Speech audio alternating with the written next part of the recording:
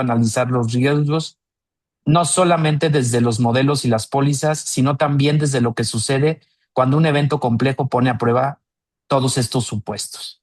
Y hoy la maestra Lindsay Garnica pues nos acompaña para compartir precisamente toda esa experiencia con la ponencia Cuando el modelo falla, lecciones de siniestros complejos en riesgos marítimos y especiales.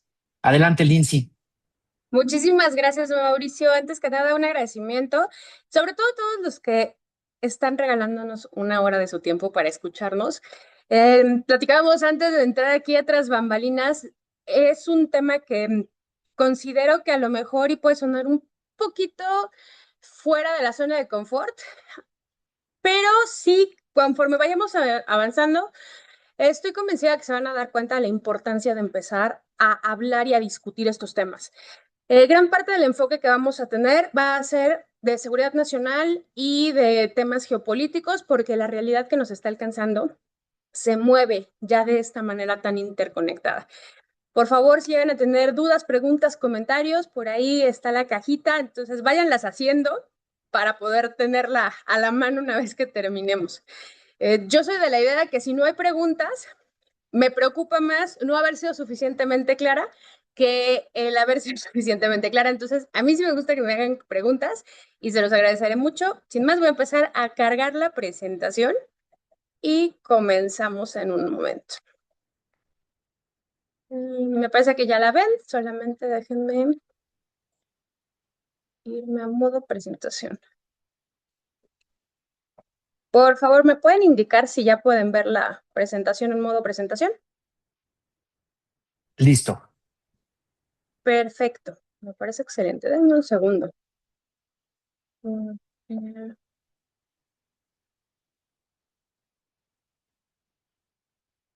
¿Pueden verme en modo presentación perfecto? ¿O se salió de modo presentación? Ahorita ya se salió. Sí, denme un segundo, es que... Ahí está, listo. Eh, Adelante. Esta es una presentación que quiero comenzar haciendo una pequeña reflexión. Em, Quiero que empecemos a abrir a preguntarnos cuál es la importancia de un hipopótamo. ¿Por qué un hipopótamo se vuelve tan importante para entender nuestros modelos? Y probablemente ahorita ustedes me van a decir que no tiene nada que ver, pero conforme avancemos se van a dar cuenta por qué un hipopótamo es tan importante para que aprendamos. Em, Algo que quiero dejar bien claro es que los modelos actualmente no están fallando porque las matemáticas sean incorrectas. Las matemáticas finalmente van a ser eso, matemáticas. ¿Qué es lo que está fallando en nuestro modelo? Que están intentando describir un mundo que ya no existe, porque van a estar utilizando la información que viene de situaciones que ya no necesariamente son compatibles con la realidad que estamos enfrentando en la nueva actualidad. Casos ejemplares que tenemos de estas situaciones. El caso del puente de Baltimore. En esta situación, ¿qué es lo que se presenta? Una embarcación portacontenedores. Para los que no están muy familiarizados con el mundo marítimo, cada uno de estos contenedores se le llama TEU. Cada TEU mide 20 pies. Puedes tener contenedores de 20 pies o de 40 pies. Estandarizados generalmente van a ser esto. ¿Qué es lo que empieza a ocurrir con las embarcaciones? La mayoría de nuestros modelos están construidos para trabajar con portacontenedores que son de menos de la mitad del tamaño del MV Dalí, que es el que colisionó con el puente de Baltimore. Entonces, desde ahí empezamos a tener nuestro primer problema. Si recuerdan este escenario, en el MV Dalí colisiona con el puente de Baltimore, todavía está la investigación en proceso, exactamente no se tiene al 100% la claridad de qué fue lo que llevó a que colisionara el puente. ¿Qué es lo que sí sabemos? Dentro de nuestro modelo, para poder hacer nuestra determinación y nuestro cálculo, sí se toma en cuenta que puede haber una colisión o un abordaje contra una estructura. Esto sí está considerado. Sin embargo, lo que no está considerado es que las embarcaciones, una, sean tan grandes y dos, todo lo que iba a implicar que colisionara contra uno de los puentes más grandes del mundo, que además es nodo logístico de Estados Unidos. Entonces, ya no solamente es el daño material directo, que es lo que generalmente va a estar tomando en cuenta tu modelo, sino todo lo que viene colateral, todas las operaciones que tuvieron que cancelarse o moverse en modo cascada. Y empiezan esto a generar ya problemáticas que no necesariamente estamos considerando dentro de nuestros modelos. En el caso del puente de Baltimore también tenemos un factor adicional, que es lo que conocemos como siniestros de cola larga. Cuando hablamos de un siniestro de cola larga, cuando vas a tardar mucho tiempo en saber realmente cuál es tu impacto real del siniestro. En este caso en particular, van a entrar muchos factores. Vamos a tener la figura de limitación de responsabilidad marítima. ¿Cómo opera la figura de responsabilidad marítima? Básicamente, a grandes rasgos, como institución, tenemos dos metodologías. Una que es el valor de tu embarcación menos las labores de salvamento, es decir, todo lo que te costó sacar esta embarcación de ahí. Y la otra es cuánto pesa tu embarcación. De ahí tú vas a llegar a una cantidad. Y con eso, por regla general, esa va a ser tu suma asegurada. Esa es tradicionalmente la forma en la que se ha llegado a la determinación de suma asegurada de tu embarcación. ¿Cuánto vale la embarcación? Ahí se topa y se acabó. ¿Cómo se rompería este límite si se demuestra que hubo culpa y negligencia por parte del armador de la embarcación, quien está operando la embarcación? Actualmente, ¿qué está haciendo la Autoridad Marítima Nacional de Estados Unidos?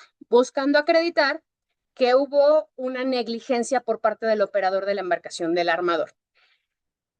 ¿Qué pasa muy interesante en esto? Una de las líneas de investigación que están utilizando para determinar que hubo negligencia viene vinculada con el cumplimiento de los famosos ODS, los famosos Objetivos de Desarrollo Sustentable y Sostenible, y también un reglamento, un lineamiento, un instrumento de la Organización Marítima Internacional de Cuidado del Medio Ambiente que se conoce como MARPOL 6 o Mar Pollution, que básicamente lo que busca es reducir las emisiones al medio ambiente y el contenido de azufre que se está utilizando en el combustible de la embarcación.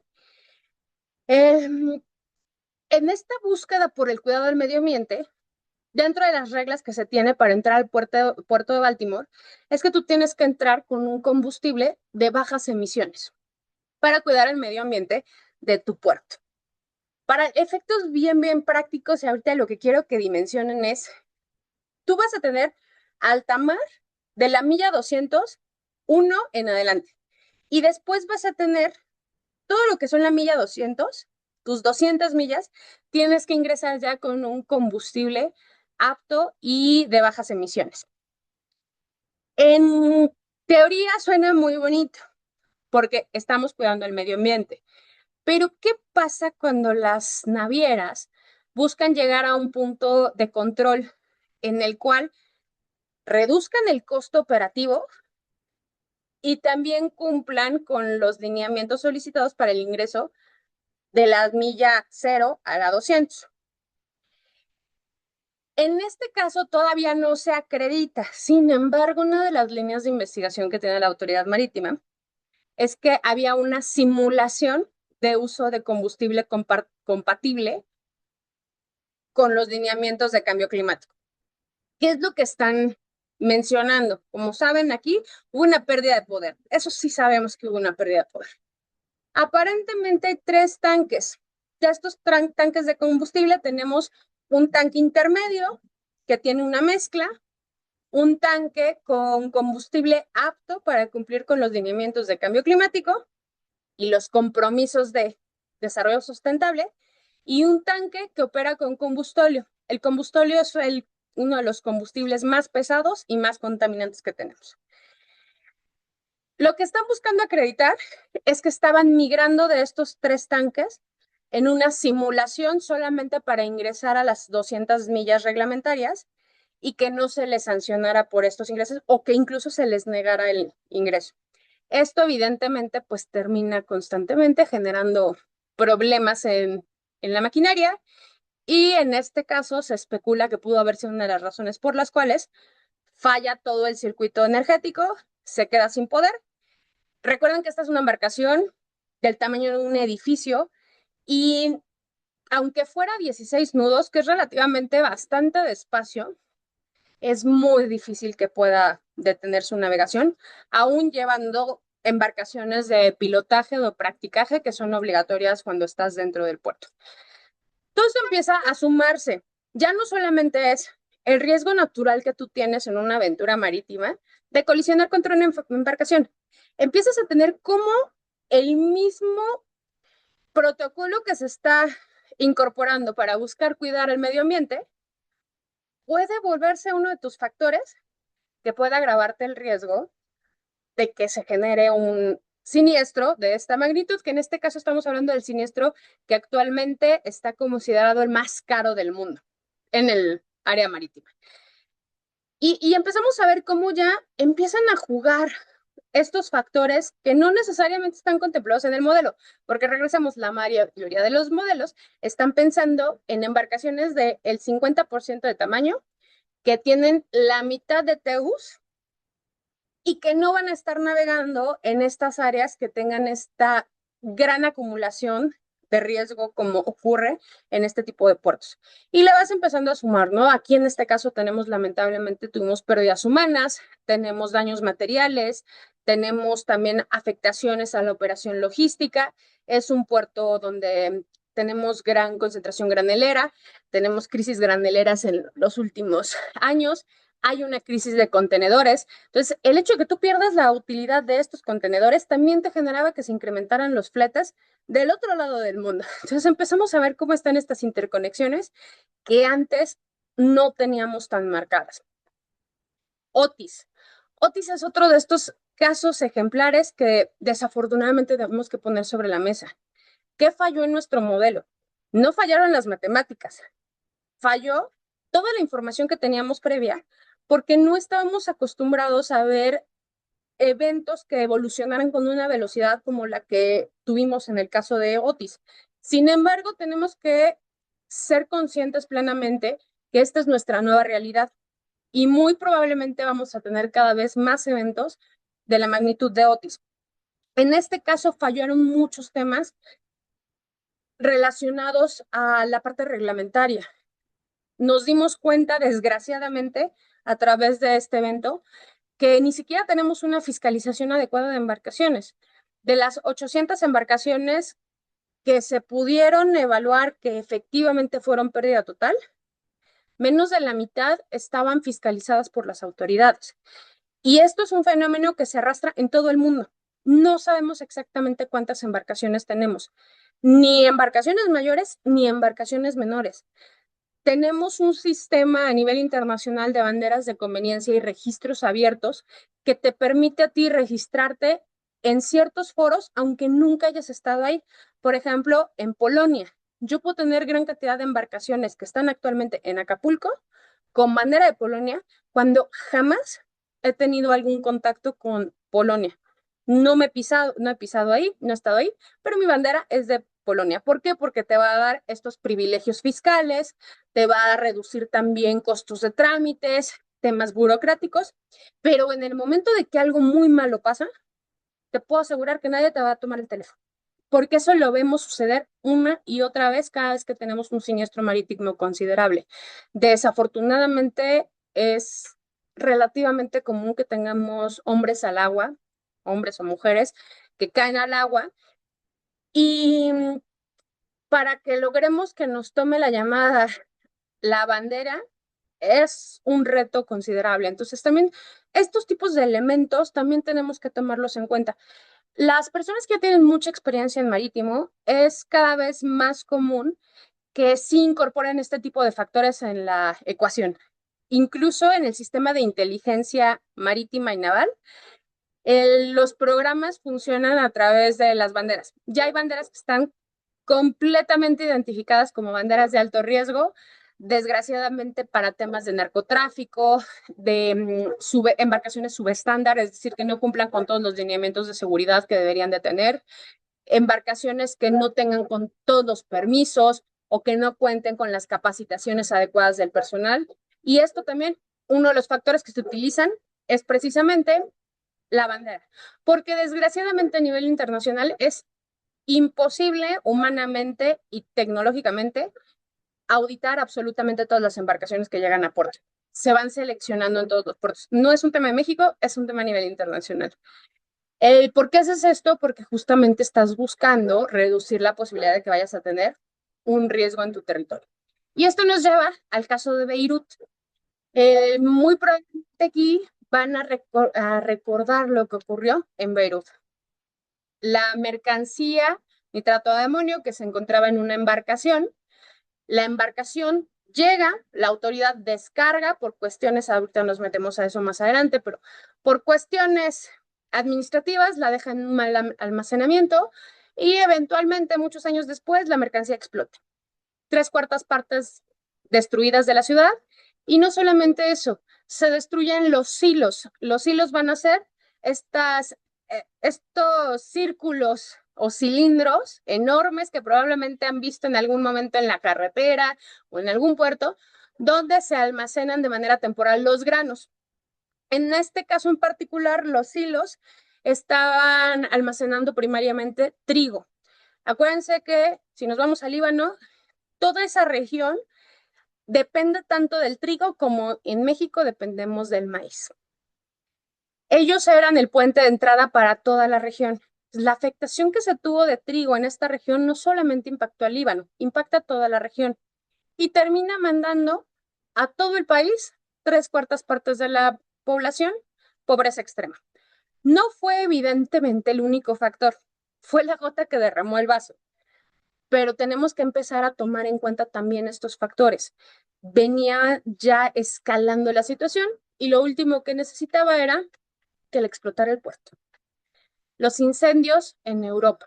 ¿Qué está pasando en Europa? Europa está viviendo una de las situaciones más complicadas desde la Segunda Guerra Mundial. Las temperaturas se están elevando y tomemos en cuenta que la mayor parte de Europa no están acostumbrados a tener temperaturas tan altas. Veamos una reflexión, por ejemplo, en el caso de Noruega. Noruega acaba de tener un incendio la semana antepasada en el que se destruyeron 200 casas, casas residenciales. No pudieron apagar el incendio. ¿Qué pasa con Noruega? Que vámonos al concepto que ellos tienen de infierno. Si yo les hablo aquí de infierno a ustedes, les aseguro que a la mayoría lo primero que les va a venir es un lugar de llamas. Países como Noruega están tan acostumbrados a vivir bajo cero que su infierno, en su cosmovisión, es un infierno de hielo.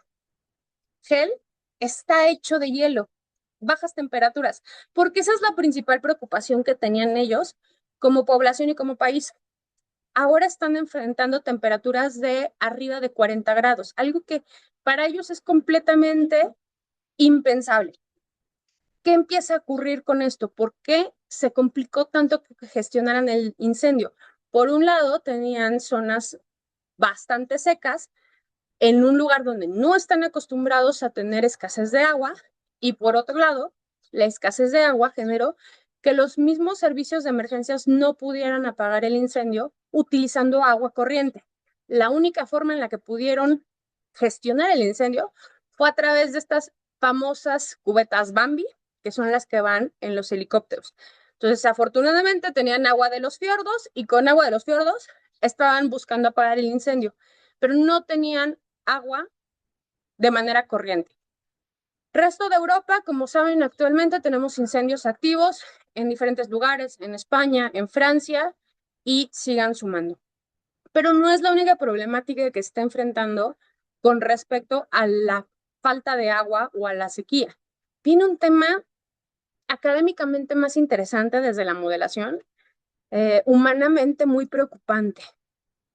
La falta de agua no solamente te impacta directamente en el consumo humano y en las problemáticas de incendios.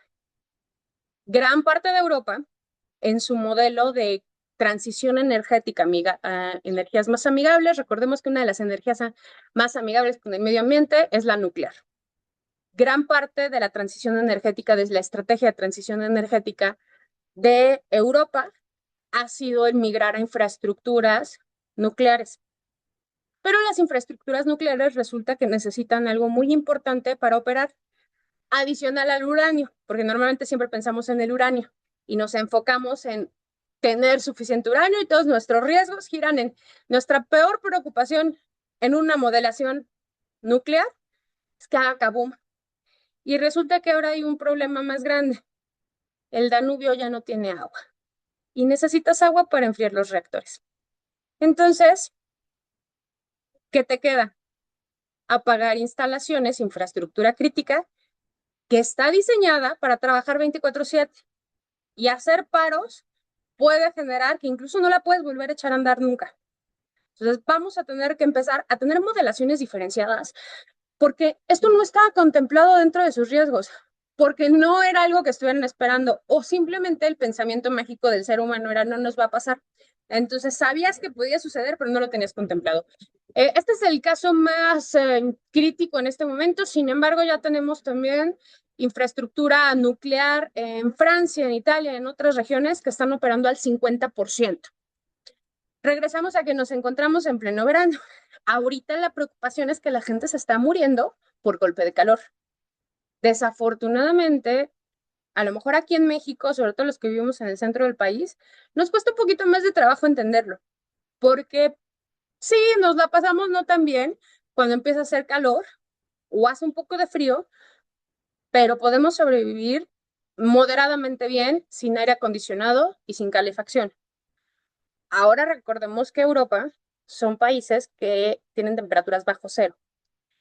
En un momento en el que además geopolíticamente tenemos un conflicto bastante complejo, porque por un lado tenemos problemáticas en el Mar Rojo, tenemos problemáticas en el Estrecho de Hormuz, tenemos conflictos regionales en zonas estratégicas, como sería la Franja de Gaza, donde también tenemos zonas de alto flujo de ductos, y además Rusia está sancionada.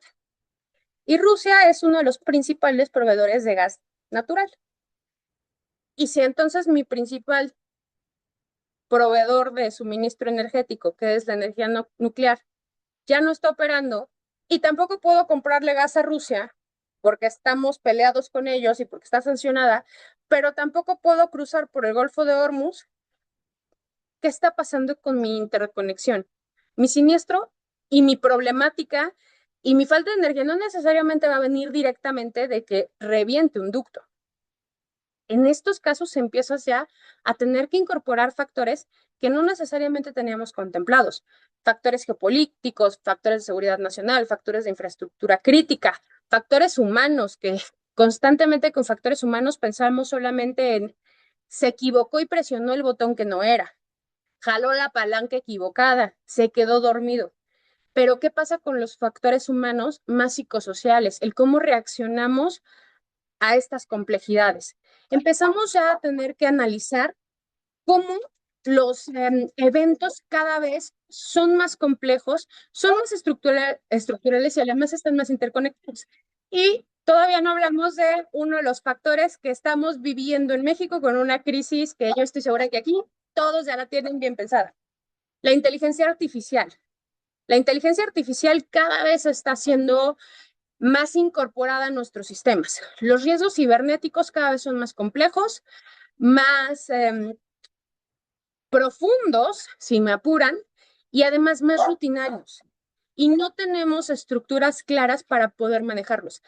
El complejo o la complejidad con la inteligencia artificial también tiene un factor que no hemos terminado con. Permítanme un segundo.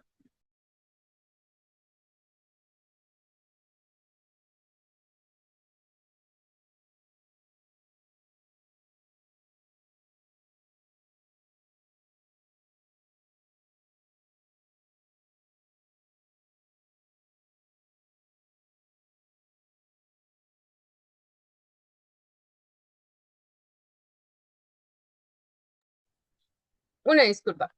Entonces vamos a tener estos factores de inteligencia artificial que no terminamos todavía de incorporar. La inteligencia artificial tiene muchas bondades. Puede servirnos mucho para hacer análisis mucho más rápidos de información. Sin embargo, si me apuran, y esto lo he repetido en varias ocasiones, todavía no es tan estable como queremos creer. Todavía no es tan confiable. Y para que nosotros podamos también extraer lo mejor de la inteligencia artificial, necesitamos seres humanos altamente capacitados que estén fiscalizando y monitoreando los resultados de la inteligencia artificial. Desafortunadamente, cada vez está siendo más incorporada a estructuras y no solamente estructuras, la tenemos más incorporada en diferentes escenarios. Por ejemplo, en embarcaciones autónomas. Ya tenemos embarcaciones autónomas que tienen esta capacidad de aprendizaje, pero ¿hasta dónde verdaderamente queremos que ya tengan una navegación libre? Hemos tenido siniestros en embarcaciones que van desde siniestros, digamos, de rutina, donde un adolescente por allá de Israel no tenía nada que hacer y le cambió el idioma a una embarcación. La pasó de inglés a chino mandarín. Va a ser una semana que no vas a poder operar la embarcación, porque tienes que hacer toda una revisión desde el principio para verificar que no haya pasado nada. Y en la mayoría de los modelos les aseguro que no estás pensando que un adolescente de 15 años que no tiene absolutamente nada que hacer, que le encantan los juegos de video, porque además todo empieza a través de los modelos de gamer, en su no tener absolutamente nada que hacer, decidió secuestrarte una embarcación y cambiarle el idioma chino mandarín. Estos son relativamente chistosos cuando los cuentas. Cuando lo estás viviendo no es tan gracioso. Y menos cuando además lo que están secuestrando es la plataforma autoelevable. Tuvimos un secuestro de una plataforma autoelevable que se puso mucho más complicado. Porque aquí, como hay países que no te permiten hacer la negociación, se consideran por cuestiones de lavado de dinero y de financiamiento a delincuencia organizada. Si tú pagas el rescate de una embarcación que fue secuestrada o de una plataforma que fue secuestrada, se te considera que está siendo parte de el esquema de delincuencia organizada. Entonces, hay que verificar muy bien en el país en el que estás trabajando, porque algunos sí te lo van a permitir. Entonces, en estos modelos que tenemos, ¿qué es lo que ocurre con este secuestro? Al no pagarse el rescate de manera remota, pandean la plataforma y lamentablemente tuvimos fallecidos. No ocurrió en México, eso sí lo dejo claro, pero bueno, son escenarios que sabemos que generalmente no tenemos contemplados dentro de nuestro modelo porque sobrepasan lo que tradicionalmente teníamos o lo que conocíamos y se vuelven un riesgo sobre todo para ustedes y un reto adicional. Este caso seguramente reconocen esta imagen, el evento de la pipa. En este escenario de la pipa, no es que no tuviéramos modelaciones en el cual una pipa pudiera desafortunadamente terminar en su peor escenario. Sin embargo, los modelos no estaban esperando que pudiera ocurrir en esta magnitud. Entonces, vamos empezando a asumir y a sumar diferentes problemáticas. ¿Qué van teniendo en común todos estos siniestros de los que hemos hablado? Precisamente que no fueron eventos aislados, fueron fallas del sistema. No es tanto que falle nuestro modelo, sino que el modelo no está teniendo esta capacidad de incorporar las nuevas realidades que estamos teniendo, como los temas de cambio climático, los temas de riesgos cibernéticos, el que un adolescente es el que está detrás de toda esta problemática.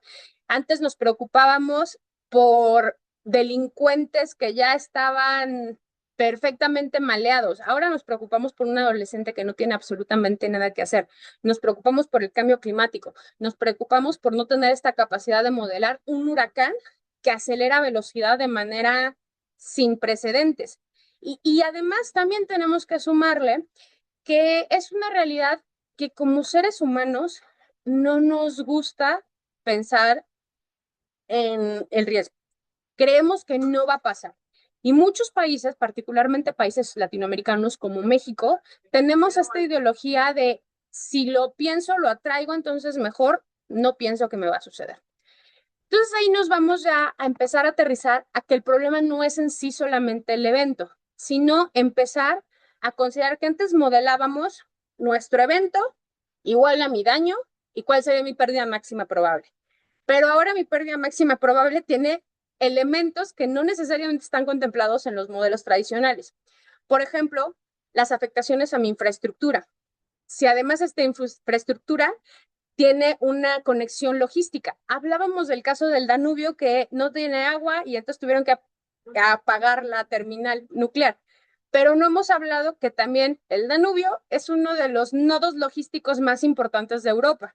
Entonces ahora resulta que el que no haya agua en el Danubio no solamente me está generando que tenga que apagar mi planta nuclear, tener una disrupción energética, también tengo una disrupción logística. Entonces, si tenía que trasladar combustible para poder dar energía a la región a través de buques, tampoco puedo porque no tengo agua.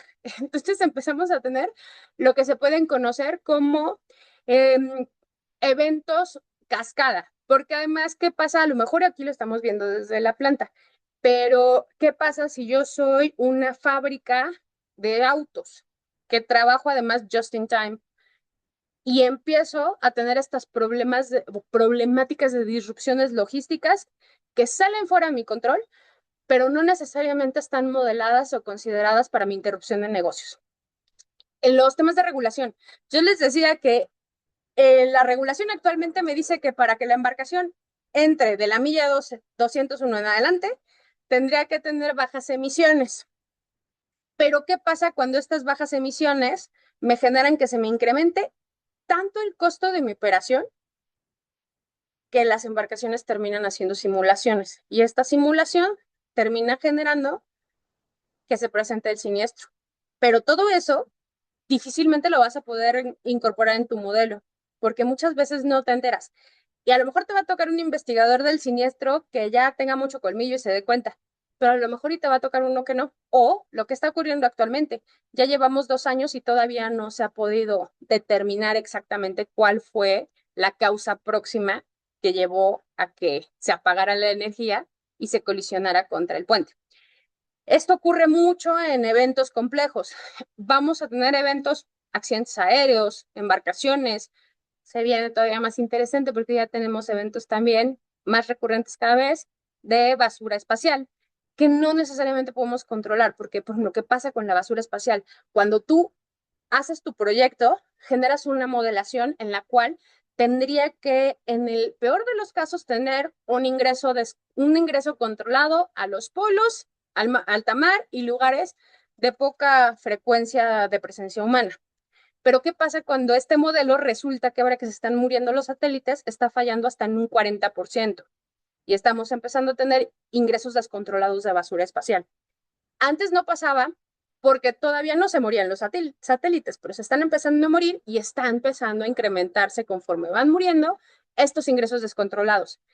Y no están considerados dentro del sistema. Tan no están considerados dentro del sistema que la regulación lo que genera es que la responsabilidad civil derivada de objetos caídos de proyectos espaciales no es ni objetiva ni subjetiva, es estrictamente del estado de lanzamiento. Y la única forma en la que puedes reclamar es a través de bandeja diplomática directa entre el país afectado al país de lanzamiento.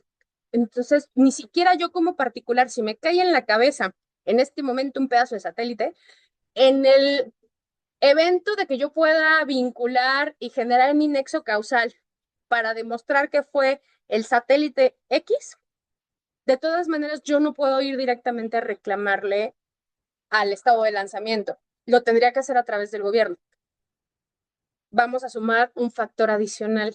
Estos también modelos estaban diseñados pensando en la Guerra Fría, pensando en que los lanzamientos iban a ser bajo la carrera espacial por los propios países. Pero resulta que ahora ya tenemos esta nueva carrera espacial en la cual estamos teniendo empresas de iniciativa privada que salen completamente de todos nuestros modelos, no solamente de los modelos de riesgos, también de nuestros modelos regulatorios.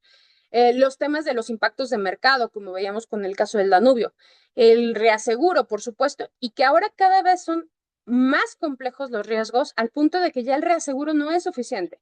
Cada vez tenemos más tipos de riesgos que están cubiertos bajo modelos de retrocesión, en donde el propio reaseguro no puede contener todo el riesgo y tiene que reasegurar el reaseguro para que pueda ser sostenible.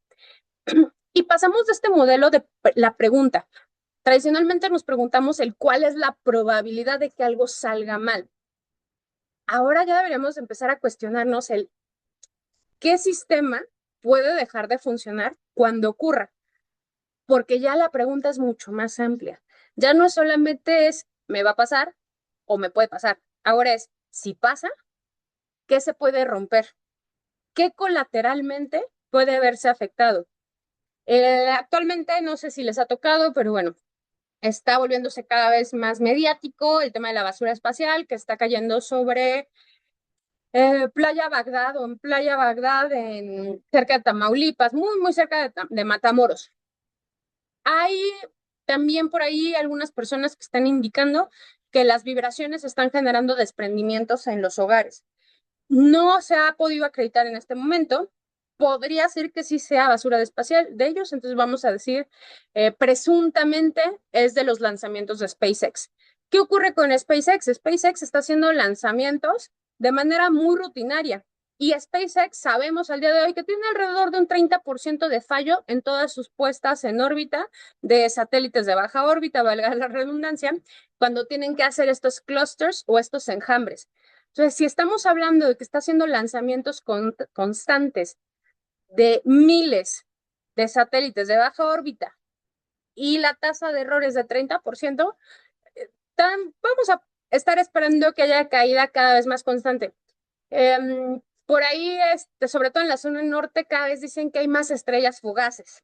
Lamento romperles el corazón, no son estrellas fugaces, son satélites de baja órbita que se están cayendo y están teniendo ingresos descontrolados.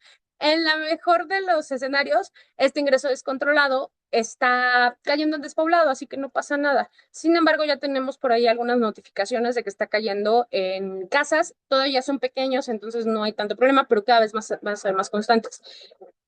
Nuestras pólizas de hogar al día de hoy sí cubren este tipo de riesgos. Probablemente llegue un momento en el que sea tan frecuente que a lo mejor se va a tener que revisar si vamos a seguir considerándolo o no. En, Empezando a redondear todo esto, vamos entendiendo que entonces el riesgo realmente no era en sí mismo el objeto asegurado. Por ejemplo, en el caso de Baltimore, Otis, Europa, lo que está ocurriendo. Porque no es que falle el puente, no me falló el reactor, no me falló el hotel, no me falló el sistema. Lo que falló fue el entender cómo todo está interconectado y cómo, en el caso de Otis, no solamente es lo que me impacta directamente, es colateralmente, tenemos un estado que, sobre todo el Acapulco, el 80% de todos los que viven en Acapulco dependen del turismo. ¿Hasta dónde el turismo se convierte entonces en infraestructura crítica? Si yo les pregunto ahorita a ustedes, ¿qué es infraestructura crítica? Estoy segura que van a pensar en aeropuertos, plantas nucleares, van a pensar en a lo mejor puertos, ciertas instalaciones militares. Pero cuando tú tienes al 80% de tu población que depende del turismo, tu turismo también se convierte en parte de la infraestructura crítica.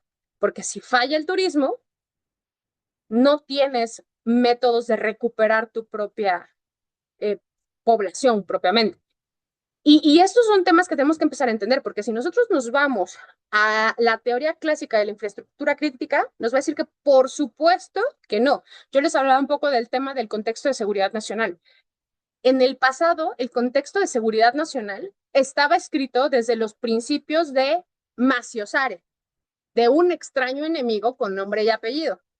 Actualmente estamos migrando al modelo de seguridad nacional desde el no sabemos o no tenemos nombre para quién es el que nos pueda presentar el principal riesgo, porque gran parte de los impactos que puedan romper nuestros sistemas son precisamente actores del cambio climático y que podemos rastrear y a lo mejor le podemos dar un nombre de una empresa petrolera y demás y vamos jalando. Sin embargo, la realidad es que no podemos culpar a la madre naturaleza. Entonces empezamos a cambiar nuestros modelos de seguridad nacional y ahora el cambio climático se incorpora también como un riesgo a la seguridad nacional. Y vamos viendo que aquí ya nuestra problemática es este fallo de sistema. Nuestras acumulaciones que no siempre están dentro del modelo porque justamente cambia la concentración de nuestro riesgo. No es que cambie mi riesgo sigue siendo explosión, sigue siendo, en marítimo le llamamos furia de la naturaleza, huracanes, rayo, explosión, incendio, todo esto dentro de la furia de la naturaleza. No, sí, la furia de la naturaleza no ha cambiado, mi contexto sigue siendo el mismo. El tema es que ahora la furia de la naturaleza es cada vez más parecida a lo que conocemos en seguros como acto de Dios, que a nuestro entendido tradicional de un huracán que va escalando de manera paulatina y que nos permite más o menos hacer modelaciones tradicionales. El caso del Felicity Ace tal vez lo recuerdan porque se volvió muy conocido por traer vehículos de lujo. En este caso, la problemática ya no se centraba solamente en que esta embarcación es una embarcación de tipo rorro, es decir, roll-on, roll-off, subes y bajas la mercancía rodando. Cuando tú haces tu modelo, no estás pensando que dentro de esta embarcación vas a traer Rolls Royce en la mitad y en la otra mitad baterías de litio. Entonces ahora tenemos que hacer nuestros cambios de modelaciones. Todavía no tenemos mecanismos adecuados para apagar incendios de litio. Todavía no tenemos mecanismos adecuados para comprender los riesgos que implican los vehículos eléctricos. Lo que sí sabemos es que son riesgos nuevos, porque, por ejemplo, los estacionamientos. Mi estacionamiento están hechos los cálculos para soportar vehículos tradicionales de hidrocarburo, de pistón, que pesan en promedio un 50% menos que un vehículo eléctrico. Entonces, desde ahí empezamos realmente estamos haciendo los cálculos de peso aptos para que empiece a haber cada vez más vehículos eléctricos y nos vamos dando cuenta cómo la realidad nos está generando que cambie nuestra percepción de riesgo y nuestra concentración de riesgo. En nuestro riesgo tradicional, que antes nos enfocábamos en este evento y la pérdida directa, ahora se transforma en lo que entendemos como este riesgo sistémico, donde ya tenemos que pensar en las infraestructuras, en estas interrupciones de cadenas logísticas, en si se afecta a mi mercado energético, en cómo me va a pegar en la inflación, en si además tengo una situación geopolítica que también le tengo que sumar más. Yo aquí los dejo con una reflexión.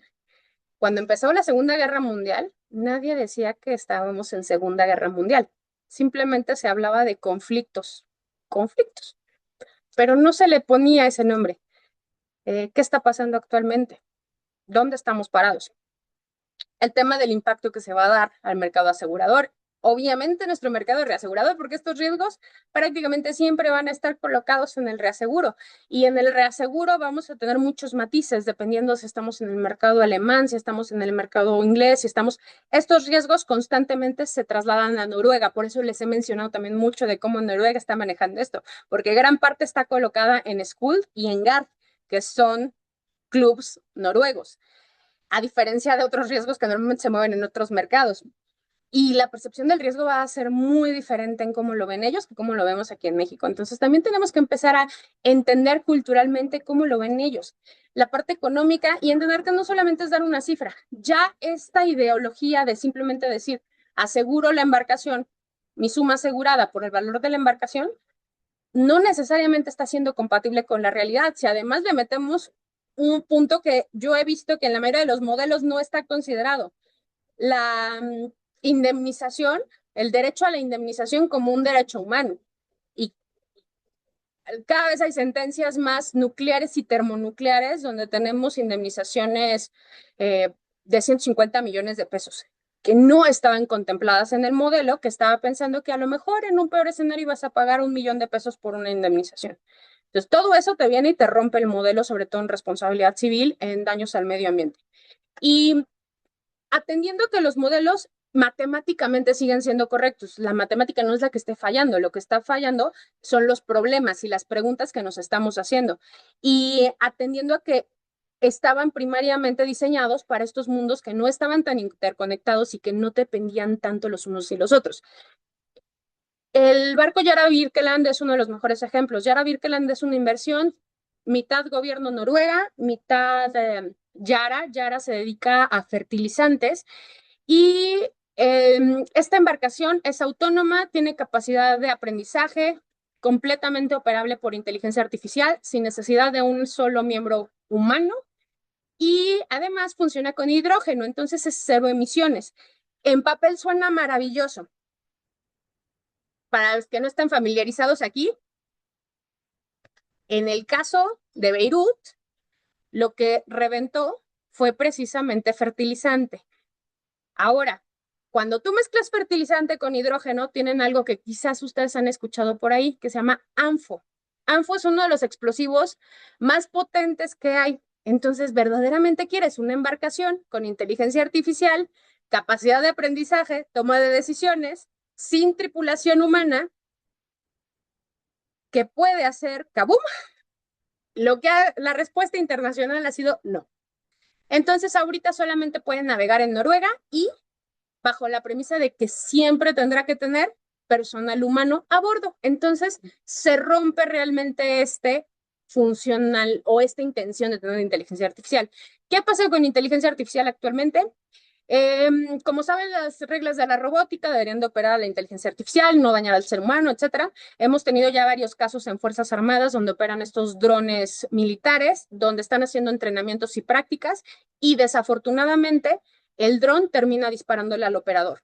Porque se enoja, porque no lo deja terminar la misión. Y eventualmente, en lugar de seguir protegiendo a su operador, decide que el operador es un obstáculo para cumplir con la misión y en su capacidad de aprendizaje decide eliminarlo. Entonces, tenemos todavía fallas en el sistema de inteligencia artificial. También en las pruebas se han estado saliendo de la caja y no ha sido tan estable como quisiéramos.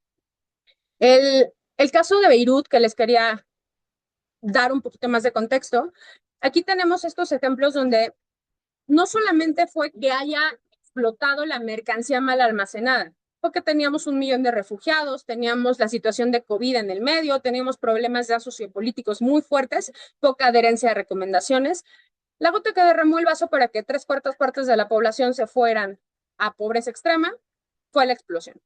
Entonces empezamos a ver estas interconexiones. Y además, ¿qué tienes que hacer? Todas estas identificaciones, tuvo daños ecológicos, si hubo impacto al agua, al aire, al suelo, análisis de data, determinaciones de seguridad, si hay afectaciones a la población fuera del radio directo, las planeaciones de remediación, elaboraciones de mensajes, y todo esto requiere dinero. Cuando tú tienes una catástrofe, tu activo más importante no va a ser el concreto, va a ser la liquidez. Pero además, si tienes liquidez, ¿qué pasa cuando no puedes conseguir el insumo que necesitas?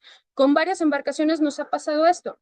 Tenemos el dinero, tenemos la liquidez, pero no tenemos los remolques porque resulta que no podemos llevar el remolque porque hay mal tiempo en Bahamas. Entonces no puede salir el remolque. Y todo eso te empieza a sumar a tus días de demora, a no poder mitigar el riesgo y todo eso generalmente no se contempla dentro de nuestros modelos. Ya para irle cerrando es entendiendo que nuestro próximo desastre probablemente no va a ser parecido al anterior. Si me apuran, yo creo que si se parece demasiado al anterior, algo no estamos haciendo bien. Y el tener claridad de cuánto va a costar ese siniestro cada vez es mucho más retador, porque tenemos que atender a todos los mercados colaterales que pueden quebrarse y sobre todo si vamos a estar otorgando coberturas para esas posibilidades. Y ya no vamos a tener necesariamente riesgos tan parecidos a los que teníamos. Nuestro mayor riesgo va a ser el que nunca sucedió y que no lo podemos esperar. Ya la pregunta no es en el modelo solamente cuál es mi probabilidad de que ocurra, sino qué va a suceder cuando ocurra y toda esta acumulación inesperada de riesgos, como veíamos en esta gran acumulación de mercancías o de interdependencias, las dependencias ocultas entre las industrias.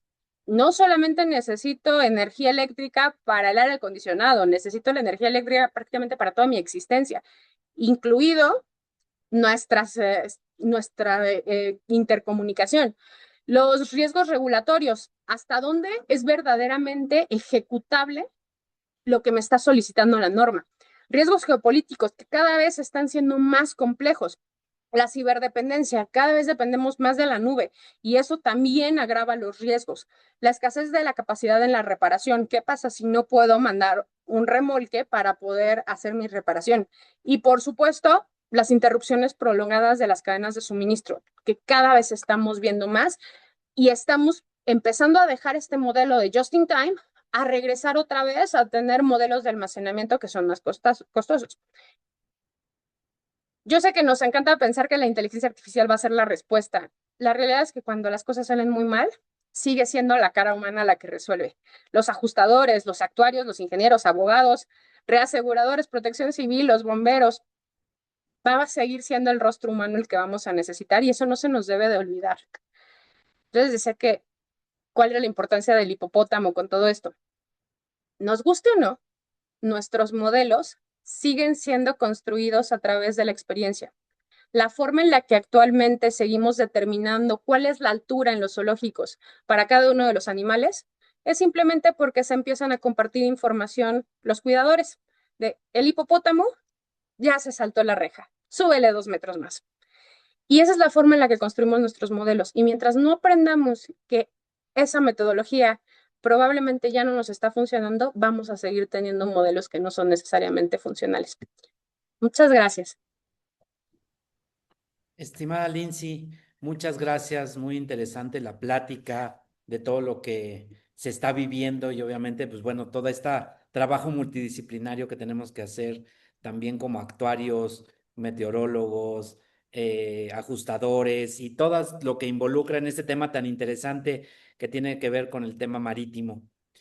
No sé si alguien de la audiencia quiere hacer una pregunta, está ahí el chat de preguntas y respuestas.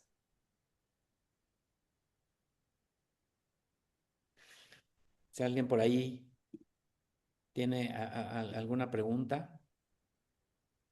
Digo que yo si no hago preguntas, no sé si fui muy clara o los dejé asustados o confundidos. Creo que no hay preguntas. De cualquier forma, bueno, ahí Lindsay también dejó al final sus datos y si no, cualquier cosa, cualquier duda, cualquier comentario, nos lo pueden llegar a hacer, a llegar al colegio y con mucho gusto se lo pasamos a Lindsay. Mira, hay unos comentarios. Excelente exposición. Muchas gracias por la plática. Y aquí nos dicen, hacen una pregunta. ¿Lo que nos has presentado es aplicable a otro tipo de seguros o coberturas? A ver, esto me van a cuestionar mucho otros, pero en derecho decimos que el que puede lo más, puede lo menos. Si tú sabes interpretar y sabes aplicar el riesgo o entiendes perfectamente el seguro marítimo, la póliza que te pongan la vas a poder sacar.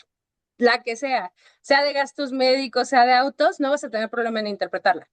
Cosa que no ocurre al revés. Si tú tienes mucha experiencia en gastos médicos y te ponen una de marítimo, no, te va a costar mucho trabajo. Entonces, sí, la respuesta corta es sí, con algunos bemoles. Porque, ¿qué es lo que pasa? El seguro marítimo es el primer seguro que nació. Si nosotros nos vamos a la historia del seguro marítimo, tenemos evidencia desde Babilonia, desde Sumeria, desde el rey Hammurabi, que ya existía el seguro marítimo. Tenemos también un poquito de evidencia de los fondos catastróficos donde el rey Hammurabi también protegía a la población ante ciertos eventos. Entonces, digamos que esos fueron los primeros dos riesgos que estuvieron, las primeras dos coberturas. De ahí evolucionó a incendios, gastos médicos. Entonces, prácticamente lo que empezó a hacerse es evolución del riesgo marítimo, evolución del seguro marítimo y de ahí se empezó a tomar prestado para todas las demás coberturas. Hay algunas en las cuales no fue tan compatible y se tuvieron que crear estructuras muy específicas para gastos médicos o para temas de vida, pero en gran medida el seguro marítimo es el papá de todos los seguros. Y aquí nos hacen un comentario para ver, bueno, cuál es tu opinión. Nos mencionan, yo creo que funciona más en riesgos de alta severidad y baja frecuencia. Sí, porque esto finalmente hoy me quise enfocar mucho precisamente en riesgos más complejos. Y en los riesgos más complejos, en principio, si tú haces muy bien tu gestión de riesgos, tendría que ser alta severidad y baja frecuencia. Estaríamos hablando más de cisnes negros. Eso es el deber ser. Ahora, bueno, puede tocarte muy mala suerte y tengas un cliente que no tenga controles de seguridad, entonces ahí ya es otra historia y no lo quieres de cliente. Pero sí, justamente aquí nos estamos en la conferencia, me enfoqué más en estos riesgos más complejos y en un riesgo complejo tendrías que apostarle a la alta severidad y baja frecuencia. ¿Por qué? Porque el principio de todos los riesgos complejos es que la naturaleza propia es que sean de alto riesgo y que sí o sí te puede pasar algo. O sea, la única forma en la que no vas a tener un evento en una plataforma petrolera es no creando la plataforma petrolera. Entonces tenemos que atender que nos guste o no. Por eso, el marítimo tenemos una descripción que a mí me gusta mucho, porque legalmente en todo el mundo se identifica como aventura marítima, precisamente sabiendas que siempre va a haber cosas que no vas a poder controlar. Perfecto. Pues digo, muchos son felicitaciones, Lindsay, por la plática. Digo, como siempre te lo he comentado personalmente, siempre es una gran experiencia predicar contigo y obviamente que nos compartas todo lo que sabes sobre temas de riesgos marítimos. Y pues nada más me resta por agradecerte la participación en esta serie de pláticas que estamos teniendo y que pues sabes que en el colegio siempre eres bienvenida para compartir toda tu experiencia. No, muchísimas gracias. Al contrario, yo agradezco mucho la invitación y platicamos tras bambalinas. Tenemos que empezar a entender que esto es completamente multidisciplinario y tenemos que hacer muchas alianzas. Totalmente. Y bueno, ya te estaremos invitando para otras pláticas más adelante y pues quiero agradecer a todos los asistentes que estuvieron y pues bonita tarde para todos. Muchas gracias. Hasta luego. Hasta luego.